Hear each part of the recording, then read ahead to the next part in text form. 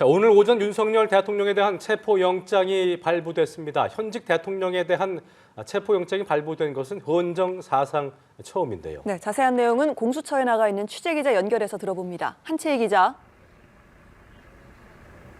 네, 공조수사본부가 윤석열 대통령에 대해 청구한 체포영장이 30시간 넘는 심리 끝에 오늘 발부됐습니다.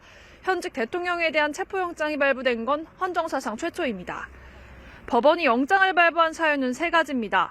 정당한 이유 없이 수사기관의 출석 요구에 응하지 않았고 앞으로의 출석 요구에 응하지 않을 우려가 있으며 죄를 범했다고 의심할 만한 상당한 이유가 있다고 법원은 판단했습니다. 공수처 관계자는 윤 대통령의 체포영장에 적시된 제목이 내란 우두머리라고 밝혔습니다. 윤 대통령 조사를 준비하고 있는 공수처는 체포영장이 법원에서 발부된 만큼 이를 집행하는 것이 원칙이라는 입장을 밝혔습니다. 공수처는 국수본과의 협의를 거쳐 윤 대통령이 거주하는 서울 한남동 관저로 체포영장 집행에 나설 전망입니다.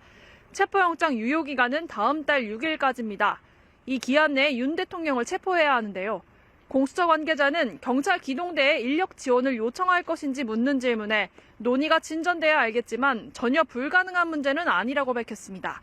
법원은 윤 대통령에 대한 수색영장도 함께 발부했습니다.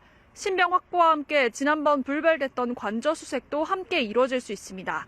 윤 대통령을 체포하게 되면 공수처 또는 체포지 인근 경찰서에 인치할 예정이며 추후 서울구치소에 구금할 계획입니다.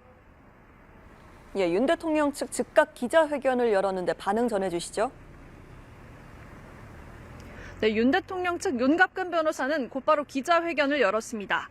윤 변호사는 권한 없는 기관의 불법적인 영장 청구이고 절차도 정상적이지 않았다면서 체포영장 자체가 불법이며 무효라고 주장했습니다.